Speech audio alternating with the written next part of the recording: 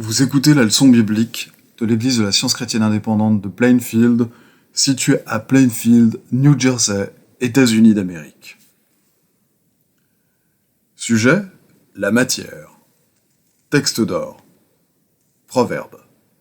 Mon fils, sois attentif à mes paroles, car c'est la vie pour ceux qui les trouvent, c'est la santé pour tout leur corps. Lecture alternée. Or, la foi est une ferme assurance des choses qu'on espère, une démonstration de celles qu'on ne voit pas. Pour l'avoir possédée, les anciens ont obtenu un témoignage favorable. C'est par la foi que nous reconnaissons que le monde a été formé par la parole de Dieu, en sorte que ce qu'on voit n'a pas été fait de choses visibles. Et que dirais-je encore ? Car le temps me manquerait pour parler de Gédéon, de Barak, de Samson, de Jephthé, de David, de Samuel et des prophètes, qui par la foi vainquirent des royaumes, exercèrent la justice, obtinrent des promesses, fermèrent la gueule des lions, éteignirent la puissance du feu, échappèrent aux tranchants de l'épée, guérirent de leurs maladies, furent vaillants à la guerre, mirent en fuite des armées étrangères. Des femmes recouvrèrent leur mort par la résurrection. Je garderai ta loi constamment, à toujours et à perpétuité. Je parlerai de tes préceptes devant les rois, et je ne rougirai point. La Bible. Dieu est pour nous un refuge et un appui, un secours qui ne manque jamais dans la détresse. C'est pourquoi nous sommes sans crainte quand la terre est bouleversée, que les montagnes chancellent au cœur des mers. Quand les flots de la mer mugissent, écument, se soulèvent jusqu'à faire trembler les montagnes. Il est un fleuve dont les courants réjouissent la cité de Dieu, le sanctuaire des demeures du Très-Haut. Dieu est au milieu d'elle, elle n'est point ébranlée. Dieu la secourt dès l'aube du matin. Des nations s'agitent, des royaumes s'ébranlent. Il fait entendre sa voix, la terre se fond d'épouvante. Arrêtez, et sachez que je suis Dieu. Je domine sur les nations. Je domine sur la terre. L'Éternel des armées est avec nous. Le Dieu de Jacob est pour nous une haute retraite. Le roi Nebuchadnezzar fit une statue d'or, haute de 60 coudées et large de 6 coudées. Un héros cria à haute voix : « Voici ce qu'on vous ordonne, peuple, nation, hommes de toute langue. Au moment où vous entendrez le son de la trompette, du chalumeau, de la guitare, de la sambuc, du psalterion, de la cornemuse et de toutes sortes d'instruments de musique, vous vous prosternerez et vous adorerez la statue d'or qu'a élevée le roi Nebuchadnezzar. Quiconque ne se prosternera pas et n'adorera pas sera jeté à l'instant même au milieu d'une fournaise ardente. » À cette occasion, et dans le même temps, quelques Chaldéens s'approchèrent et accusèrent les Juifs. Ils prirent la parole et dirent au roi Nebuchadnezzar : « Or, il y a des Juifs à qui tu as remis l'intendance de la province de Babylone, Shadrach, Meshach et Abed-Négo, hommes qui ne tiennent aucun compte de toi, ô roi. Ils ne servent pas tes dieux, et ils n'adorent point la statue d'or que tu as élevée. » Alors Nebuchadnezzar, irrité et furieux, donna l'ordre qu'on amenât Shadrach, Meshach et Abed-Négo. Et ces hommes furent amenés devant le roi. Nebuchadnezzar prit la parole et leur dit : « Est-ce de propos délibérés, Shadrach, Meshach et Abed-Négo, que vous ne servez pas mes dieux, et que vous n'adorez pas la statue d'or que j'ai élevée ? » Shadrach, Meshach et Abed-Négo répliquèrent au roi « Nous n'avons pas besoin de te répondre là-dessus. Voici notre Dieu que nous servons peut nous délivrer de la fournaise ardente, et il nous délivrera de ta main, ô roi. Sinon, sache, ô roi, que nous ne servirons pas tes dieux, et que nous n'adorerons pas la statue d'or que tu as élevée. Sur quoi Nebuchadnezzar fut rempli de fureur, et il changea de visage en tournant ses regards contre Shadrach, Meshach et Abed-Négo. Il reprit la parole et ordonna de chauffer la fournaise 7 fois plus qu'il ne convenait de la chauffer. Puis il commanda à quelques-uns des plus vigoureux soldats de son armée de lier Shadrach, Meshach et Abed-Négo et de les jeter dans la fournaise ardente. Ces hommes furent liés avec leurs caleçons, leurs tuniques, leurs manteaux et leurs autres vêtements et jetés au milieu de la fournaise ardente. Alors le roi Nebuchadnezzar fut effrayé et se leva précipitamment. Il prit la parole et dit à ses conseillers : « N'avons-nous pas jeté au milieu du feu 3 hommes liés ? » Ils répondirent au roi : « Certainement, ô roi. » Il reprit et dit : « Eh bien, je vois 4 hommes sans lien qui marchent au milieu du feu et qui n'ont point de mal. Et la figure du 4e ressemble à celle d'un fils des dieux. » Ensuite, Nebuchadnezzar s'approcha de l'entrée de la fournaise ardente, et prenant la parole, il dit : « Shadrach, Meshach et Abed-Négo, serviteurs du Dieu suprême, sortez et venez. » Et Shadrach, Meshach et Abed-Négo sortirent du milieu du feu. Les satrapes, les intendants, les gouverneurs et les conseillers du roi s'assemblèrent. Ils virent que le feu n'avait eu aucun pouvoir sur le corps de ces hommes, que les cheveux de leur tête n'avaient pas été brûlés, que leurs caleçons n'étaient point endommagés, et que l'odeur du feu ne les avait pas atteints. Quand je suis dans la crainte, en toi je me confie. Je me glorifierai en Dieu, en sa parole. Je me confie en Dieu, je ne crains rien. Que peuvent me faire des hommes ? Jésus parcourait toute la Galilée, enseignant dans les synagogues, prêchant la bonne nouvelle du royaume et guérissant toute maladie et toute infirmité parmi le peuple.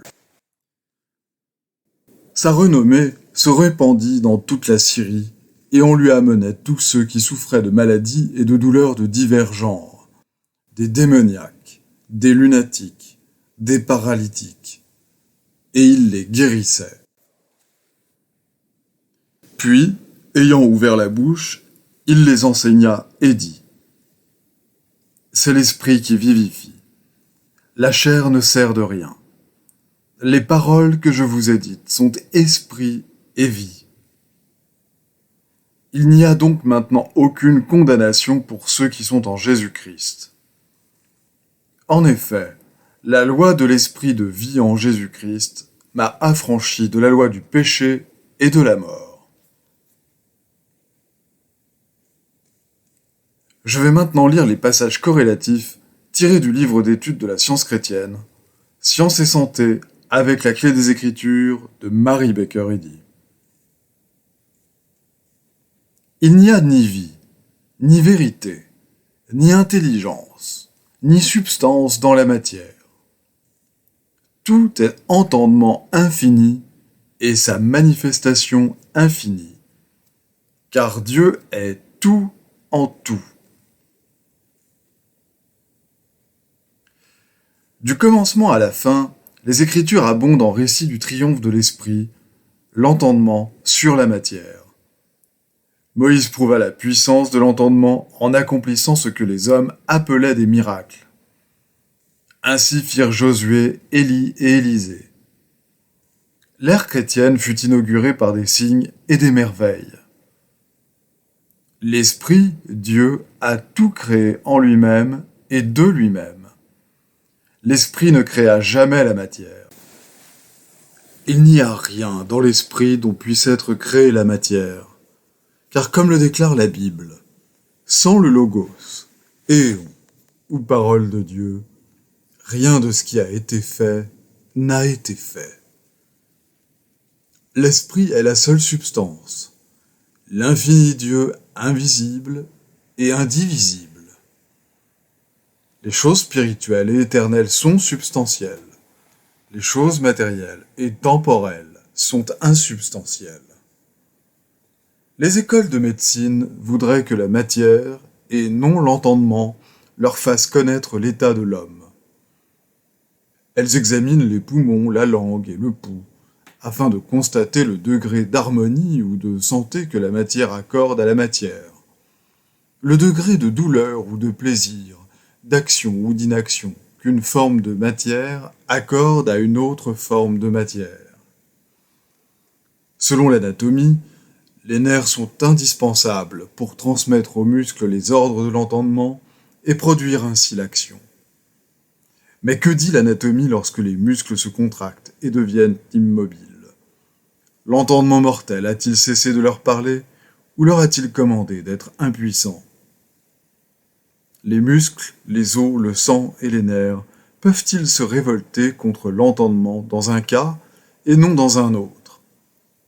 Et les muscles peuvent-ils se contracter en dépit de la protestation mentale?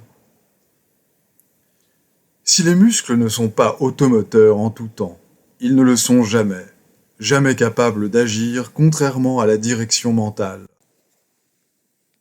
Si les muscles peuvent cesser d'agir et se raidir de leur propre gré, être difformes ou symétriques selon leur bon plaisir, ou comme le veut la maladie, ils se dirigent forcément eux-mêmes. Alors pourquoi consulter l'anatomie pour apprendre comment l'entendement mortel gouverne le muscle, si l'anatomie nous apprend tout simplement que le muscle n'est pas gouverné ainsi? Vous dites « Je me suis brûlé le doigt ». Voilà qui est parfaitement juste, plus juste que vous ne le supposez, car c'est l'entendement mortel, non la matière, qui le brûle. L'inspiration sainte a créé des états d'esprit qui ont pu annuler l'action des flammes, comme dans le cas biblique des 3 jeunes captifs hébreux jetés dans la fournaise de Babylone, tandis que l'état mental opposé pourrait produire la combustion spontanée. La métaphysique divine de la science chrétienne, comme la méthode employée en mathématiques, prouve la règle par inversion.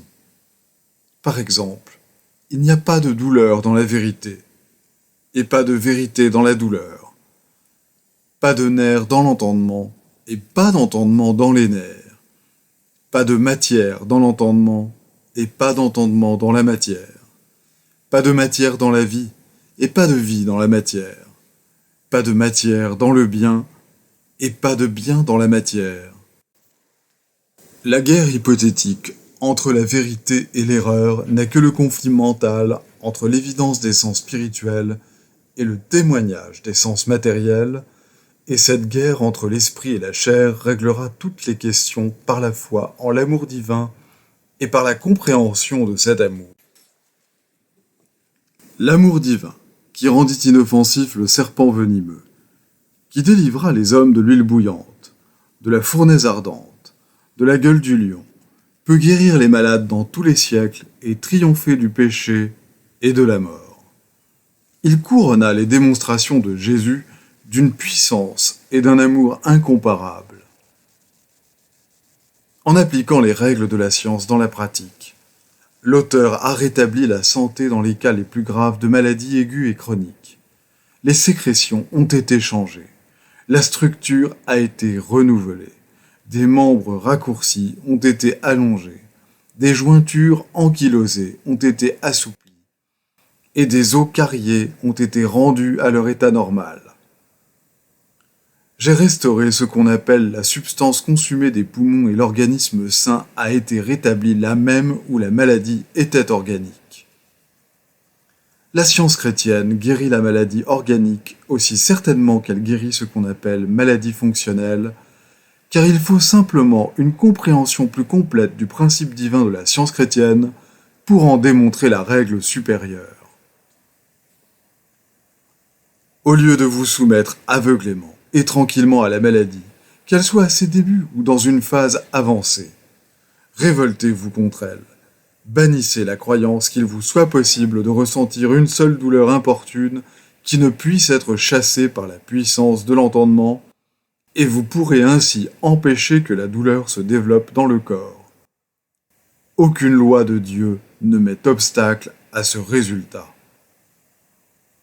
Lorsque le corps est censé dire « je suis malade », ne vous déclarez pas coupable.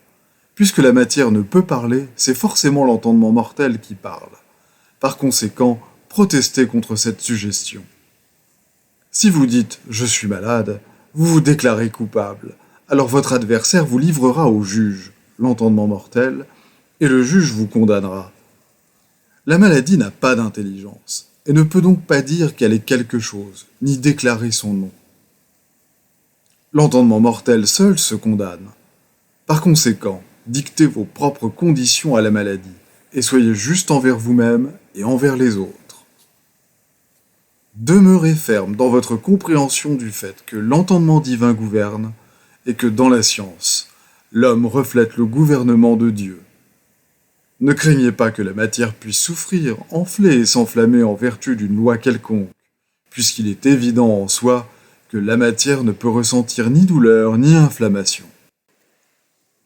Sans l'entendement mortel, votre corps ne souffrirait pas plus d'une tension ou d'une blessure que ne souffre le tronc d'un arbre que vous entaillez ou le fil électrique que vous tendez. L'homme n'est jamais malade, car l'entendement n'est pas malade et la matière ne peut l'être. Une fausse croyance est à la fois ce qui tente et ce qui est tenté, le péché et le pécheur, la maladie et sa cause. Il est bon d'être calme dans la maladie. Espérer vaut mieux encore. Mais le mieux de tout, c'est de comprendre que la maladie n'est pas réelle et que la vérité peut en détruire la réalité apparente, car la compréhension de ce fait est le remède universel et parfait. Il n'appartient pas à la matière de déterminer l'état de l'homme. Les devoirs quotidiens de Mary Baker Eddy. Prière quotidienne. Il sera du devoir de tout membre de cette Église de prier chaque jour. Que ton règne vienne, que le règne de la vérité, de la vie et de l'amour divin soit établi en moi et élimine de moi tout péché. Et puisse ta parole enrichir les affections de toute l'humanité et la gouverner. Règle pour les mobiles et les actes. Ni l'animosité, ni un attachement purement personnel ne doivent déterminer les mobiles ou les actes des membres de l'Église mère. Dans la science, l'amour divin seul gouverne l'homme, et un scientiste chrétien reflète les 12 aménités de l'amour en réprouvant le péché et en manifestant un véritable esprit de fraternité, de charité et de pardon. Les membres de cette Église doivent journellement veiller et prier, pour être délivrés de tout mal, pour ne pas prophétiser, juger, condamner, conseiller, influencer ou être influencé d'une manière erronée. Vigilance face au devoir. Il sera du devoir de chaque membre de cette Église de se défendre journellement contre la suggestion mentale agressive et de ne pas se laisser entraîner à oublier ou à négliger son devoir envers Dieu, envers son leader et envers l'humanité. Par ses œuvres, il sera jugé et justifié ou condamné.